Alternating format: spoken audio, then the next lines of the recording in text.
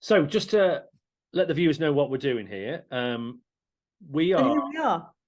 And who we are. That's good. So we are the presenters of a podcast called International Tax Bites, as the advertising slogan goes, the world's premier international tax podcast. Which I don't think any of us believe, but you know, you've got to believe in something, Graham, or you not. have to believe in something, as we just said before we start press record. You have to believe in something.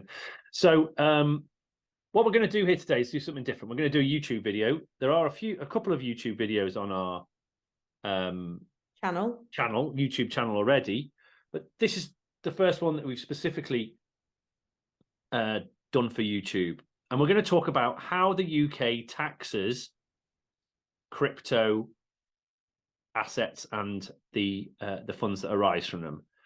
But before we do that, just so that people know that we know what we're talking about, hopefully, Harriet is a barrister with Old Square Tax Chambers in London, a tax barrister, and has advised crypto-based clients and has given opinions on taxability of crypto related income and gains.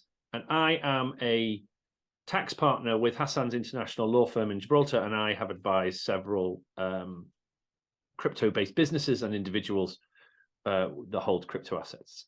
So we're going to quickly go through, hopefully in an accessible and easy form. So hopefully no section references from the legislation. Yeah, this is Graham reminding me that people aren't interested in law. Yeah, they're interested in law. They just don't want to know it's Section 72 of the Taxation of Capital Gains Act 19. How will they go and look it up afterwards if I don't say? Yeah, don't tell them that. They need to pay us to look it up. Right. So this is it.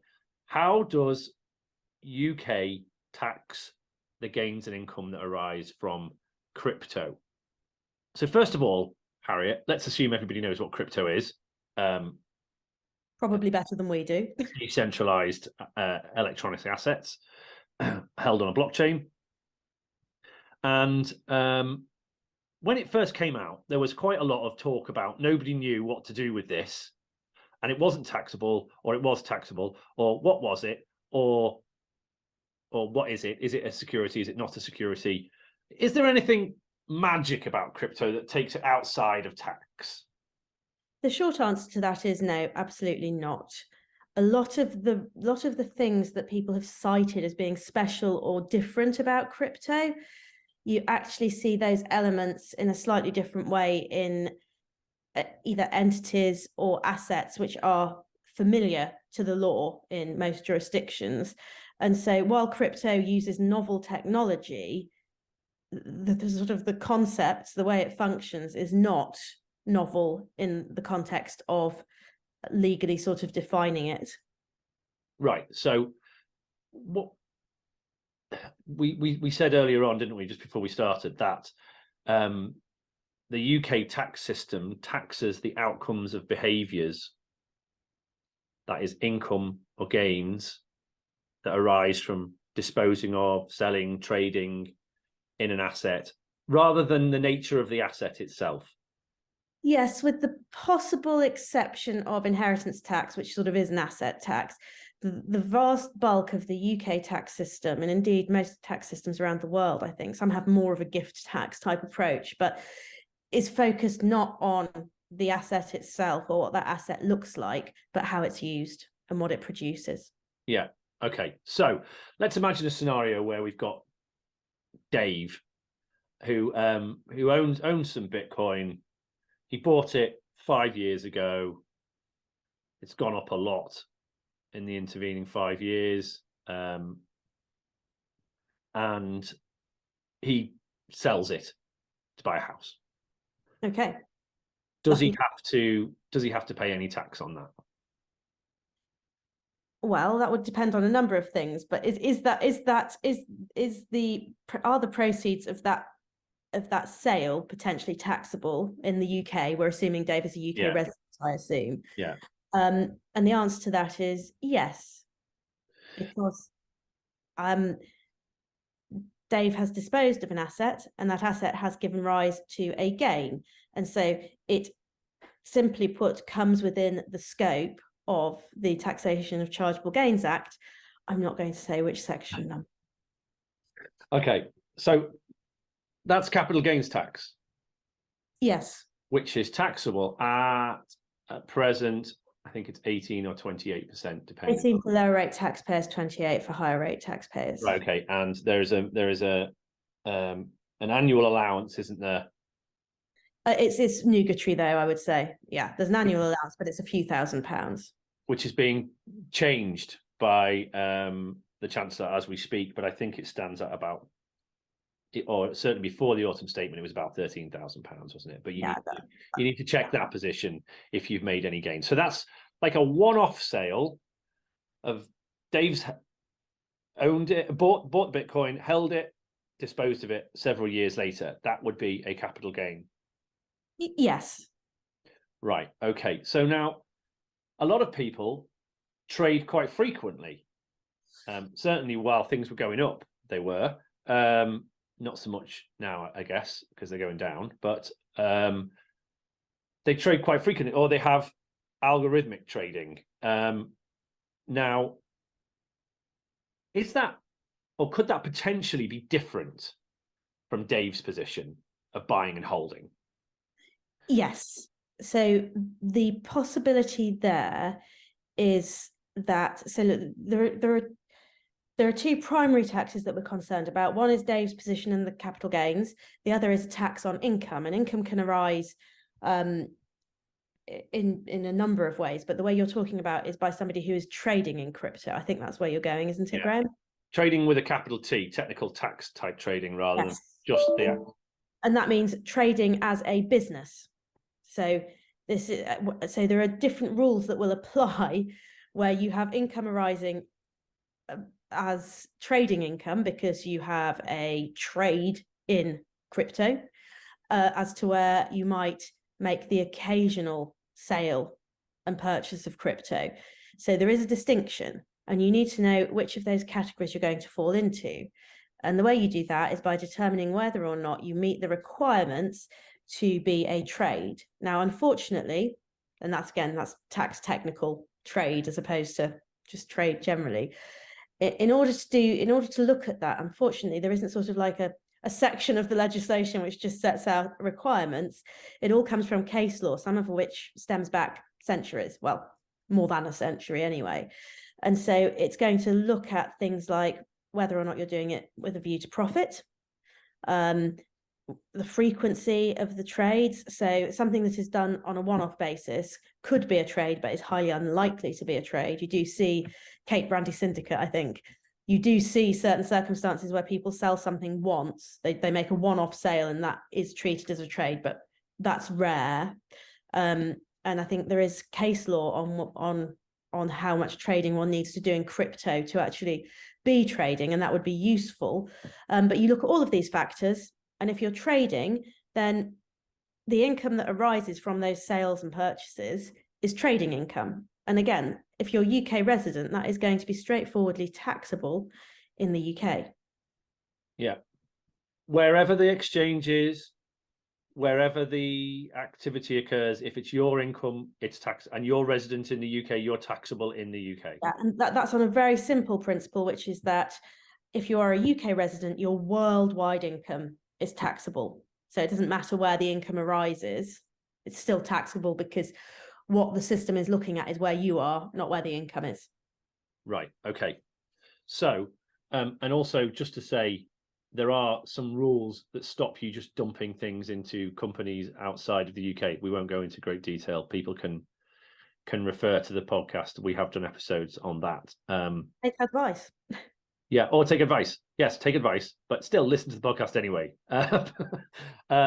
So, the rates for income tax, I think at present, 45. Yeah, between 20 and 45. And again, you get a small allowance each year. But once you earn over a certain amount, that allowance is sort of whittled away. Yeah, on a sliding scale. So that just simply covers the taxability of trading in crypto. So it's either capital gains tax, or if you meet the test for trading in a technical sense, income tax. And that, if anybody wants to read about that, that's called the Badges of Trade test. And And again, so just to make clear, it's not a gain because it's not trading. A gain is a gain, and income is income. right. And there are ways that you identify those two things. And again, there's quite a lot of case law around this, because obviously where you have a difference between the rates of tax on gains and income, it's much better to have one than the other. So if you're just doing it as an individual, not as a trade, income can arise from crypto. So for example, it might arise through staking. We'll get onto staking in a second. Yeah, But don't worry, it's on my list.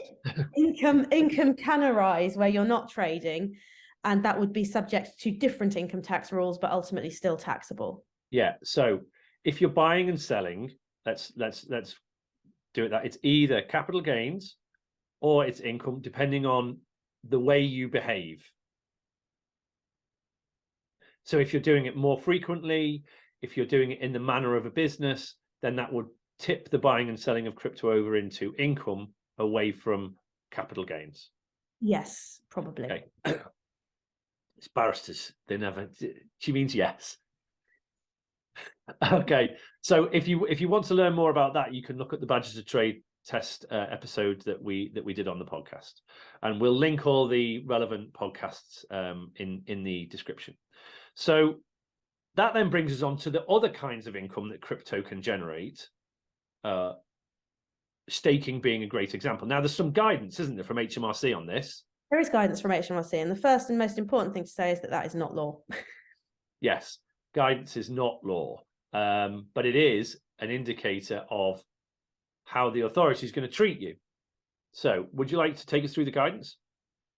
So, yes. So, in terms of staking, which is described by HMRC as a type of consensus,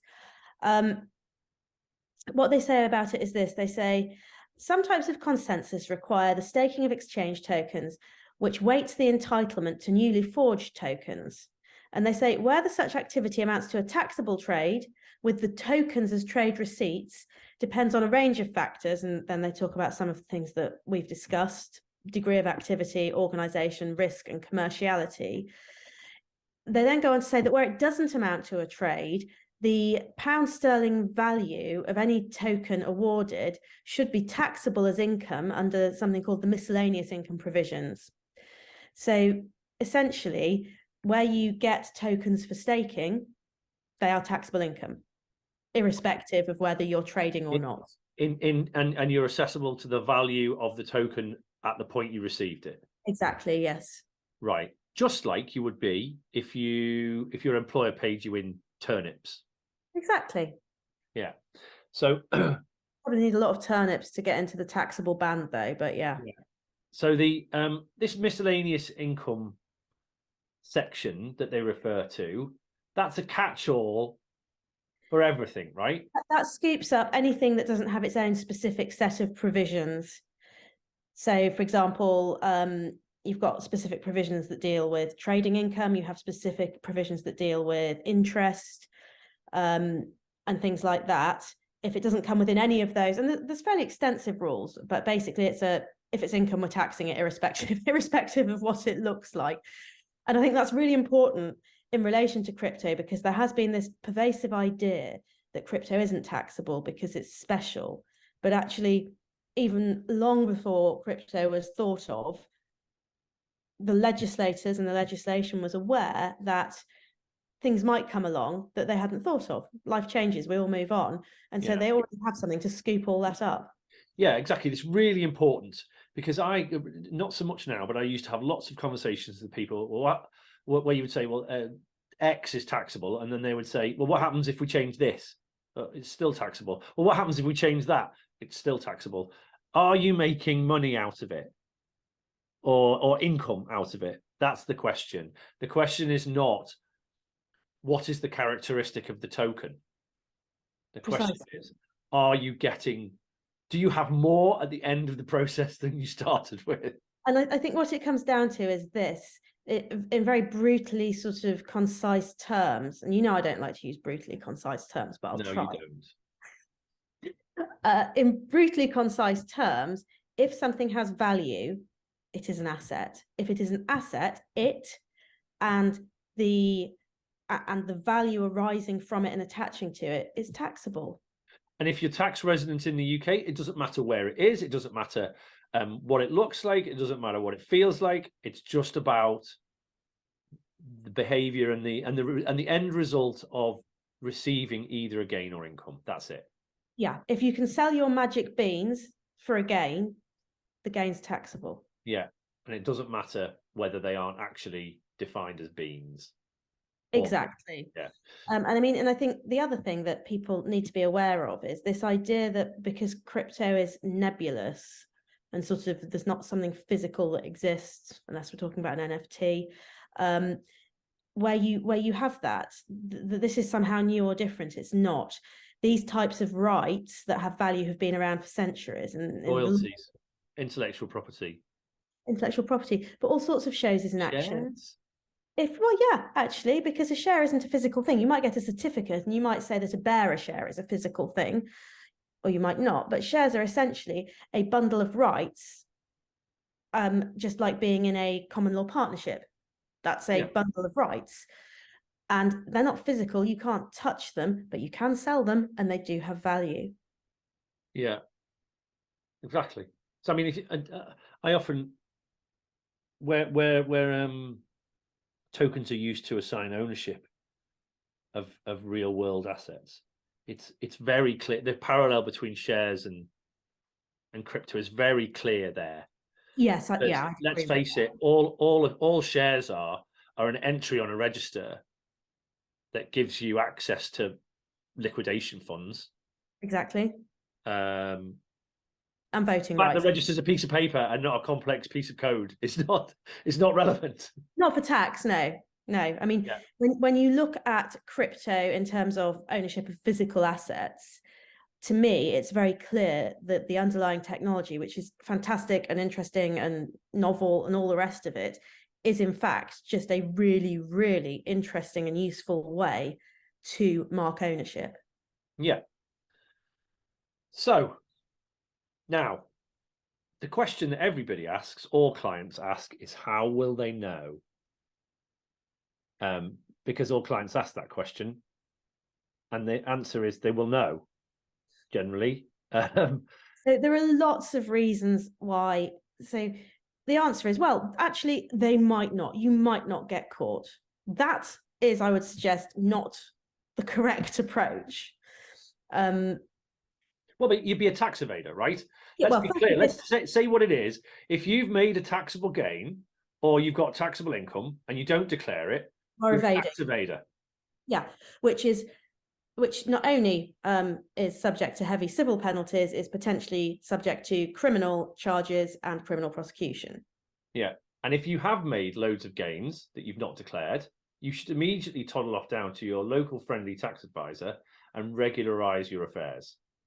Yeah, at which point it will cease to be. So it should be said, it's evasion where you knew you should have declared your gains or income and you haven't. So if you've made a mistake, you just need to correct it. If you're evading tax, you're a tax evader, and hopefully you'll be prosecuted, frankly. Yeah. So what's to say? You need to declare, right? If you've watched this video so far through, you need to declare your income and gains that you made from crypto. And if you live in the UK, we're not talking about any country except the UK. And then now there is a coming regime, isn't there, called the CARF? There is. And so this answers the question as to, if I want to be a tax evader, how will they catch me? Yeah. Which obviously you don't want to be, because you're all good, honest citizens. So the CARF is very similar to, it's called the Crypto Asset Reporting Framework. And it is very similar to a regime that's been in place for about 8 years now. 7 years? 7 years, called the Common Reporting Standard, and its predecessor FATCA, which only points towards America, whereby financial institutions, banks, real world institutions make reports on account holders where they have hold accounts for them if they're cross-border. So said at this stage, CARF effectively ensures that certain entities that deal with crypto come within CRS. My view has always been that most of these would have come within CRS anyway, but CARF puts that beyond doubt. Yeah, Harriet's an outlier there. Even the OECD say that she's not right, but there you go. I'm fine with agreeing with the OECD. The OECD is wrong on this point. No, I think they probably are, but they didn't want to impose it on the crypto. Well, they got to do another regime, didn't they? Let's face it. It was a whole load of people got paid to design a slightly different regime. Right, so let's not ramble on too much about this because it's supposed to be a quick, informative video. The CARF will come, and it will come in the next 2 years. Yes, I think that's right, yeah. And whilst not an obligation, it is highly likely that somewhere in the region of 140 different countries will implement this, and that any exchange or virtual asset service provider in it's actually crypto asset service provider in the CARF, isn't it? Will be obliged to report lots of information about the trading activity of individuals and entities which are resident in other jurisdictions. So as a lot of exchanges are resident in places like Gibraltar or the Bahamas or Cayman, then it is likely that people living in the UK will be reported on by them. And that what that means is that details of the accounts, values, transactions will be transmitted by that service provider to the local tax authority, and that tax authority will give that information to HMRC. So, yeah. And as far as we're aware, HMRC are investing heavily in IT to be able to deal with this tsunami of information that they're going to receive. So it's likely that it will start to trigger letters going out. There'll be, I mean, their general approach is to send nudge letters out, right? That's how they tend to start out. Yes, they'll write to you and they'll say, we think you owe us some money. Do you want to sort it out effectively? Yeah. We believe that you should sort it out. Even if you leave the country, your tax liability for the years that you lived there is not extinguished just because you skip out. You shouldn't be doing anything which hides taxable income and gains. I think that's a pretty sound piece of advice. It's not advice, it's a YouTube video. Don't lie to the government, they'll catch you. Yeah, please don't do that.